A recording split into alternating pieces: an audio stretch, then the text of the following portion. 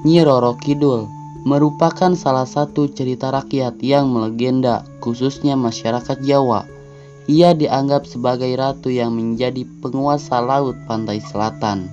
Kehadiran Nyi Roro Kidul sudah sejak dulu jadi teka-teki terkait asal-usul. Misalnya, ada banyak versi soal dari mana Nyi Roro Kidul berasal. Yang paling santer adalah tentang Nyi Roro Kidul sebagai putri keturunan Raja Kediri. Versi lain meyakini Nyi Roro Kidul sebagai keturunan Raja Airlangga dari kehidupan belakangan.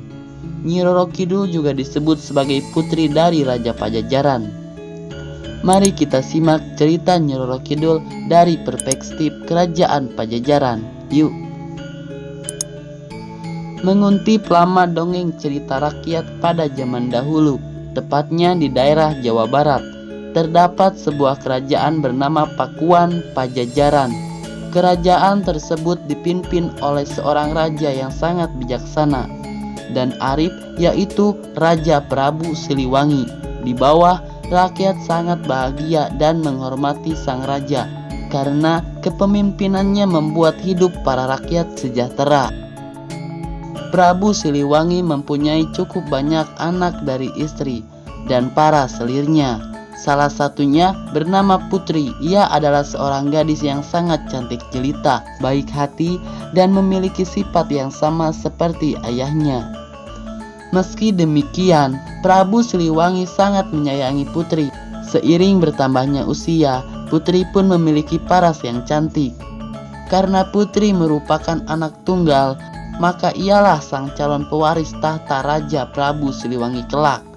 Mendengar keinginan Prabu Siliwangi untuk menjadikan Putri sebagai penerus tahta, para selir dan anak-anaknya tidak setuju. Mereka tidak rela jika Putri akan menjadi ratu kelak. Suatu hari, para selir dan anak-anaknya berkumpul untuk merencanakan siasat jahat untuk menyingkirkan Putri dan ibunya keluar dari istana. Untuk melancarkan rencananya, mereka meminta bantuan kepada seorang penyihir sakti yang tinggal di sebuah desa terpencil yang memiliki berbagai macam ilmu hitam. Singkat cerita, penyihir suruhan selir dan anak-anak Prabu Siliwangi tersebut memberikan kutukan kepada Putri agar tidak menjadi pewaris tahta sang raja. Putri dan sang permaisuri mengidap penyakit kusta yang tak kunjung sembuh. Prabu Siliwangi yang merasa heran melihat penyakit aneh pada kedua orang kesayangannya itu, langsung memanggil tabib istana untuk melakukan pengobatan. Tetapi setelah dicoba dengan berbagai macam ramuan, sang tabib istana tetap tidak bisa menyembuhkan mereka. Penyakit Putri dan ibundanya pun bertambah parah.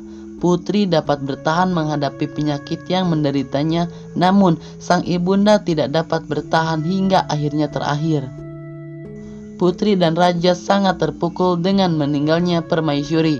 Sang Prabu juga sangat sedih melihat kondisi Putri yang tidak menunjukkan tanda-tanda kesembuhannya. Apalagi ia yang nantinya akan meneruskan tahta kerajaan. Pada suatu hari, para selir dan anak-anaknya datang menemui raja untuk menghasut agar Putri diusir. Awalnya raja menolak, namun karena takut penyakitnya menular, dengan terpaksa Prabu Siliwangi menyetujui usulan tersebut. Tanpa sepengetahuan raja, Putri yang mendengar pembicaraannya tersebut sangat kecewa dan memutuskan melarikan diri dari istana. Dalam suasana hati yang sedih, bingung, dan tidak menentu, Putri berjalan keluar dari istana tanpa tujuan yang pasti.